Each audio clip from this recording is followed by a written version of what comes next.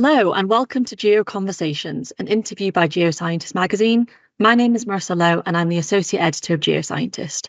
And today I'm joined by Dr. Anjana Khatwa, freelance earth scientist, presenter and writer, and Dr. Chris Jackson, Technical Director at WSP. So both of my guests today are leading ambassadors for geoscience, regularly appearing in different documentaries and talks promoting geology to the public. So I'm really excited to chat to Chris and Anjana today about their experience as geoscience communicators and what future challenges and opportunities there are in geoscience communication. So can you each tell us a bit about your background and your roles in geoscience communication and broadcasting? My background is in earth sciences, so essentially I love to tell stories about rocks, fossils and landforms. And if we go right back to the beginning, that journey into geoscience communication and broadcasting started with me doing a one-year internship with the US National Park Service in Utah. I really learned alongside some of the best interpreters of the natural landscapes at national parks in the United States. And I think that's because they have a real culture and a legacy that's been passed down through generations about how to speak about natural landscapes. And then brought all of those skills back to the UK, where I returned to become program manager for learning and engagement at the Jurassic Coast World Heritage Site. And since then, I've gone on to really focus on how to engage communities with natural and cultural heritage. And that's been a real passion of mine, is how do we help people to connect with the landscapes that they live in? And in terms of broadcasting, I've been offered opportunities throughout this really colourful career. And that first started when I was at the Jurassic Coast. The Jurassic Coast is an incredibly attractive story for broadcasters. And I appeared in a programme called Fossil Detectives, back in 2008 with two other presenters. And have gone on to really champion the stories about the Jurassic Coast, but beyond that, about the beauty of landscapes and the formation and evolution of landscapes in quite a wide variety of programs, recorded and live broadcasts. So it's been quite an interesting journey to go from a research scientist to stepping into a world of storytelling, on screen, but also through writing as well. Yeah, I'm also a geoscientist. 2013, I'd never done any public speaking about geoscience at all. I presented at numerous technical conferences. I barely spoke to my granny about what I did. Literally, I hadn't really shared much about what I did with anybody, even though I tried, they didn't want to hear. And then in 2014, I literally got an email out of the blue from the Geological Society of London asking me to go and give what was then known as the public lectures. And so there was lots of panicking on my part then to think about how do I take this really nerdy, complicated thing that I do routinely and daily and making it interesting and try and communicate to the public why it's important at the same time. And it turns out, I think they got my name from somebody else who said, oh, Chris is just on Imperial, which is only half a mile away from the Geological Society. So it wasn't even like I was any good, I had form. So that was in 2014. And then in 2017 was when I first did a TV show, which was Expedition Volcano. And that, again, was a call in 2016 from the BBC because they'd seen a YouTube video of me from 2014 from the Geological Society talking about salt. I do love telling stories about rocks and fossils and, the way the Earth has been shaped. It's fantastic. But I guess in my career, I've worked either in industry and academia about applying some of that knowledge to very specific practical problems of engineering and resource provision. So still fascinated by the natural wonder of the world, but kind of challenged routinely to try and almost like justify why that thing which is amazing is also important as well. Trying to go into geoscience communication and telling people, like, not only is it fantastic, but maybe trying to communicate to people the breadth of geoscience, the way it is shaping their lives now, but in ways that are unseen to them, or the ways in the past of how it's shaped where their town is that they live in. It's because there was coal there or something. So trying to knit together the stories, using it partly through this kind of more practical kind of look at, resources and safety, sustainable cities, increasingly like thinking about how geoscience is going to help with things like the energy transition, but not losing that natural wonder that Anjana talked about. That's kind of where I am at the moment, is trying to use various vehicles to have that conversation with the public, whether it's through podcasts such as this, or whether it's through written pieces that I've done here and there, or through TV productions. like regardless of the scale and cost of those sorts of endeavours, I think they're all super valid and super important mechanisms of communicating geoscience to the public, because people consume that information in different ways.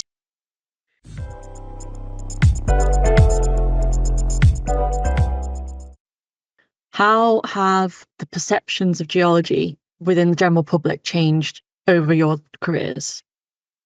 I've kind of been at the forefront of the general public flocking to one of the most iconic geological sites in the country, the Jurassic Coast. So I've seen firsthand how the public at large either see or don't see the kind of the rocks and the landscape in front of them. For the most part, it was really interesting because millions of people go to beaches and go to landscapes to enjoy them on holidays with their families. But actually, they don't see the rocks around them. And this is what we were finding at the Jurassic Coast. We were finding that you had millions of people, they sit on the beach, they eat the ice cream, the cliffs are behind them, the sea is out up front.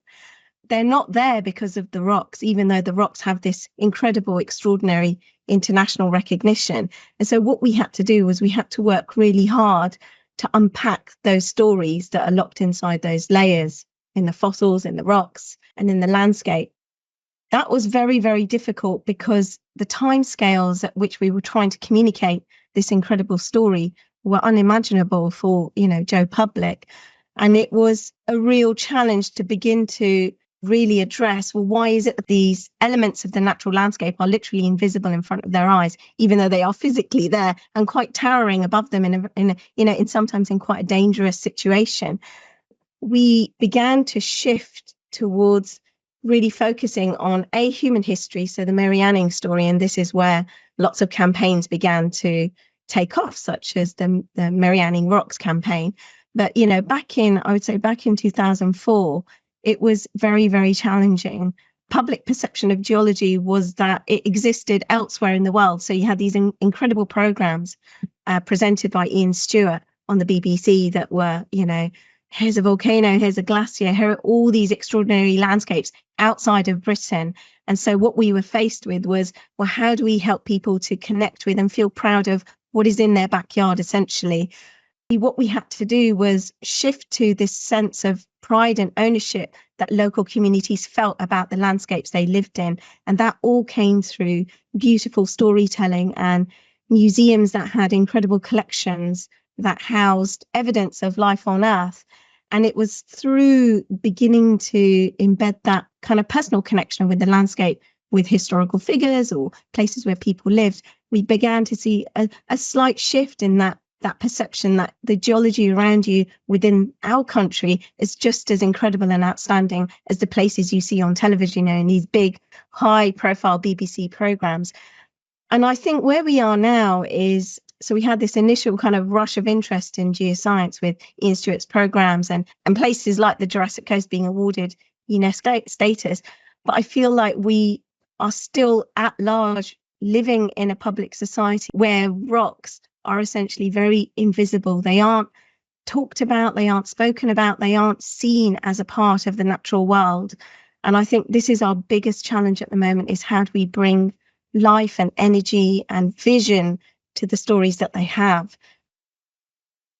I think telling the public why it's important is also beholden on us as geoscience communicators. I think when you're communicating to your near peers to say, oh, isn't this amazing? Yes, of course it's amazing, But when you're trying to convince somebody something's important, it almost doesn't matter whether they understand it initially. What matters is that you wouldn't have electricity in your house unless geologists exist, and you wouldn't have clean drinking water unless you had geologists and hydrogeologists. But I think now we're at the point with geosciences that we need geoscientists more than ever to deliver these different projects. Therefore, we need to make sure we have a sustained pipeline of engaged geoscientists. So we need to use all of the tools we have available to us to do that. And so telling people how much you get paid, talking to people about the historical role, and admitting the historical role that elements of geosciences has in the climate crisis, talking about the future role some of those same people and techniques might have in trying to mitigate the impact of climate change. So having that much more 360 view of geosciences with a retrospective bit, I would say as a criticism, if anything, towards media and TV is they don't necessarily like that latter bit. I think it's much easier to show volcanoes and glaciers, as Anjana referred to, and amazing fossil discoveries in Mongolia or like in some place in Leicestershire or whatnot.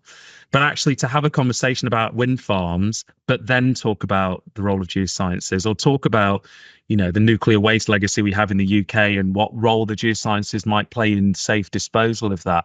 They're really amazing. They're absolutely incredible stories. And they are as incredible as the fact the Earth is 4.5 billion years old, right?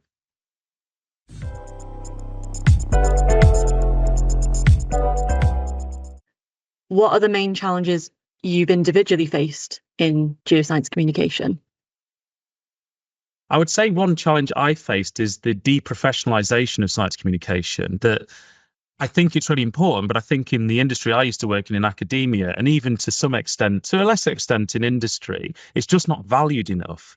So the challenge is getting time and space and recognition for that contribution as a geoscience communicator, because it's seen as being the easy thing to do. The hard thing is running the scanning electron microscope and going in the field and collecting gas samples around volcanoes. That's the hard stuff. And we'll leave all of the talking to school kids and doing TV shows to like this magical breed of person who knows enough about those things. But also it's just deep, and you can hear in my voice, it's deeply frustrating because it doesn't drag people into the endeavor, because that's what we need, is the richness of voices contributing to geoscience communication. But why would you if it's deprofessionalized and you're almost mocked and derided for actually viewing it as an intrinsic part of yourself and your what you offer society? Yeah, Chris is absolutely on point here. We are in a space where we have to compete for attention and for time from people who we wish to engage with the geosciences. And particularly in the natural heritage sector, we're competing with other voices that are, talking about the vandalism that happened with the Sycamore Gap tree being cut down. We are competing for space where people are talking about the reduction of butterflies and insects this summer. Rivers that are suffering from sewage pollution. It shouldn't be a competition for space to be heard, but geoscience exists in the shadows, in the periphery of where these important conversations happen. I've been really interested in why that's happened, what the difficulties are in kind of placing geoscience alongside all of these other areas of natural sciences. And I think the biggest challenge is that rocks especially and geological landscapes are seen as very much a constant, that they don't change, and they do change, but they change over very long timescales in some cases, or quite dramatic timescales such as a rockfall on the coastline. But I think it's that constancy of the geological world that makes it quite difficult for people to spend time thinking about. And also, as Chris mentioned, the relevance. I think most people aren't conscious about how much geoscience underpins our lives today. And so it's this kind of mixture of tackling a disinterest in the science itself because people don't feel like it's relevant to their lives, because they don't experience firsthand or in immediate sense the impact it has. Personally, as a woman and as a woman of colour, especially in broadcast and production, I've often kind of experienced that whole difficulty of, oh, you're a woman and you're a woman of colour, and people just won't believe you when you talk about science on television or on radio or whatever it is. That is also an additional challenge that folks like me experience when you are entering that world of communication or public communication.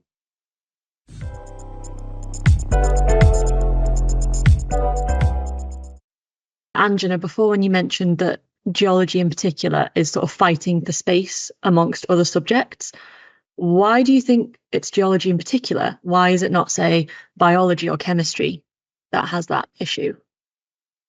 I think geosciences struggles to be heard in quite a noisy space, particularly in the natural heritage sector and nature writing or nature production, principally because I think it's that human interaction with the natural environment that feels more real, it feels more immediate, in the sense of, at the moment, there's a big conversation happening about pollution in rivers. And that's a very visible impact of how people are emotively reacting to an impact on the natural environment.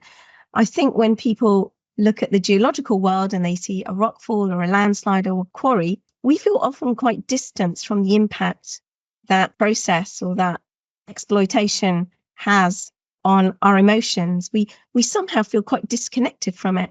And I wonder why that is, because people are really emotive about sewage in rivers because it's affecting the ecology of the rivers, it's affecting life, if you like.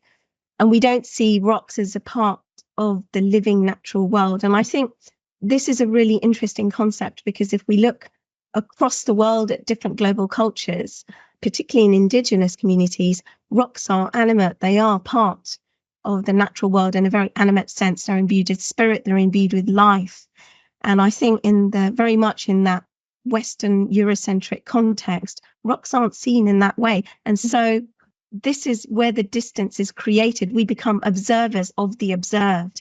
And part of that is the responsibility of science, because that is how science is conducted. In a way, what perhaps we need to do is to reframe our thinking of how we feel and how we present our understanding about the geological world, that it is as important and as alive as the rivers that flow across the landscape. And perhaps through that emotive connection, we can begin to care about them and see them and respond more with greater resonance when we see them impacted. I think Angela's exactly right. Is trying to get that more human connection in the way that, Attenborough and Cox do with their respective disciplines, is maybe one mechanism by which we can stir the emotions of people a bit more about what's around them. I mean, getting to the quarry point, you walk past a quarry, it's a big scar in the earth. That's a negative thing. There's no relationship between that quarry and building stones that are used in the village next to the quarry. Like you can go to some communities, North Nottinghamshire coalfields, and there's a deep resonance of a deep awareness of those populations with the upper Carboniferous coal seams, of course, because that was at least historically what the foundation was of that community. So I think maybe in those communities there is that emotional connection to the earth, because it has been the thing that's given life itself, it's given finances and safety and security. But in other places which are more distant, and Angela, we've talked about this in terms of urban geology, and people live in cities and towns where apparently there's less geology around them. There's not, right? 10 meters beneath their feet are rocks, but there's this idea that rocks are things that poke up above the ground. And then, I don't know, there's soil beneath our feet. I mean, if I asked my kids, that's probably what they'd say. What's on beneath our feet? Soil, from here to the center of the earth, But like trying to get that geology is all around us, and it's facilitating lives and livelihoods is a really strong tool.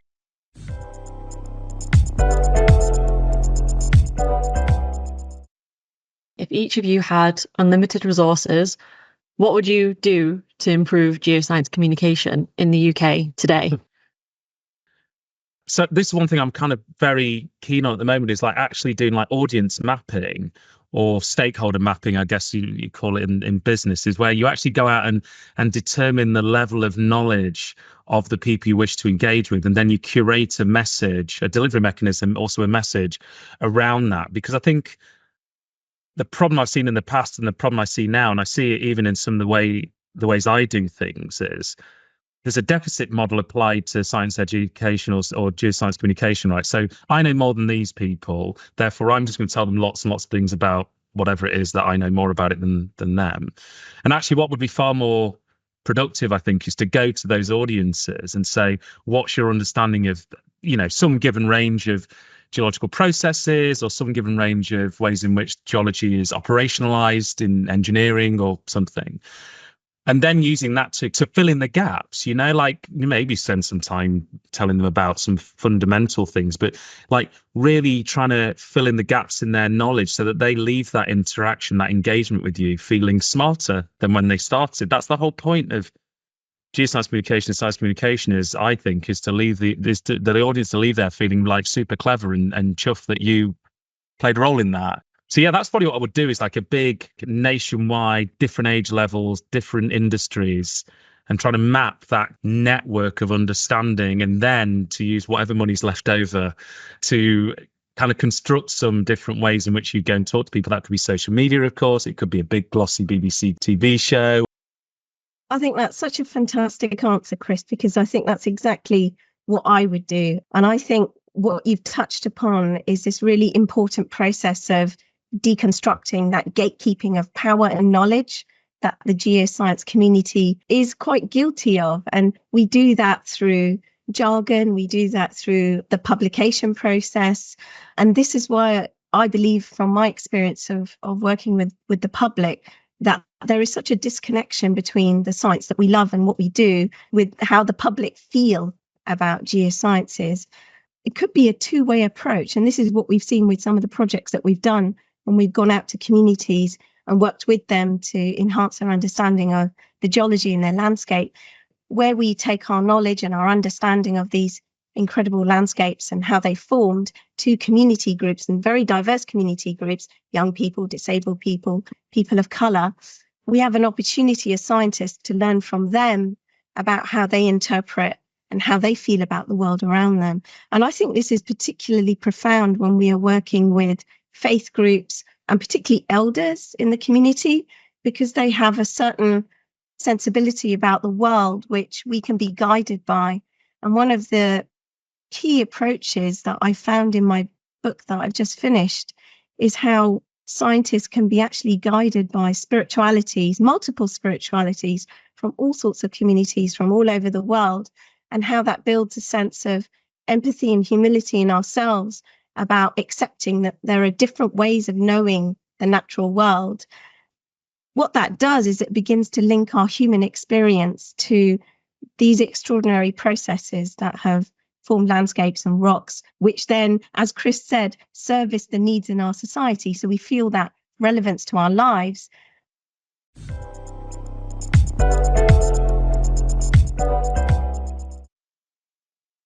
How do we target that next generation, would you say? How do we target school-age people who have never considered doing geology? And I guess this links back to my question of, unlimited resources. Are there any sort of projects you would want to do specifically with school children to help them consider geology at university level? So I've been part of all sorts of different projects like Chris, which have been involved in inspiring and engaging children and young people with careers and moving into the geosciences in whatever form that takes. I'm really interested in the communities around children and young people that influence them about the possibilities that geoscience can offer as careers. And for much of my work at the Jurassic Coast for 15 years, I did a lot of work with teachers and learned societies about how to provide resources within that formal curriculum stage. For the last, I would say, 4 or 5 years, I've kind of moved away from that and have really begun to focus on the influential people in children and young people's lives outside of the school environment. So I've really focused on elders in community and parents and carers, and how we can kind of enhance their passion and love and joy about the natural environment so that they are able to bring that interest to the children and young people in their lives. And we've done this through community walks, we've done this through community-led education and engagement programs. And I'm currently on this journey at the moment as my book is being published next year. And I give lots and lots of talks to, I would say, retired people who are grandparents and carers for children. And what I find really interesting with that particular age group is that a lot of the women are grandparents to children. But this is a lost generation of women who during the 1950s and 60s were told that science wasn't for them. And what I found really fascinating is that they've often come along to talks along with their husbands. And they've often come up to me afterwards and said, do you know what? I didn't think that this talk would be for me because I thought you were just going to talk about rocks. And they said, do you know, I've come away really inspired and I'm going to go home to my young person that I look after. And I'm going to go for a walk with them and we're going to look at rocks, and there's there's gravel in my driveway and we're just going to explore them. And I think there's an opportunity, a huge opportunity to provide content and experiences to that generation of women and men who are carers for young people in their lives, to begin to use the time that they have with them to create a sense of influence that will hopefully feed into and support what is happening within that formal education environment. Yeah, I think in that formal educational environment, initially I'm just thinking here about universities where geoscience is being taught. I think one really powerful tool would be to actually upskill everybody in their geoscience or science communication, right? So actually have geoscience communication as a fundamental element of a geoscience degree in the same way that we would view sedimentology or volcanology or, geophysics or whatever it might be.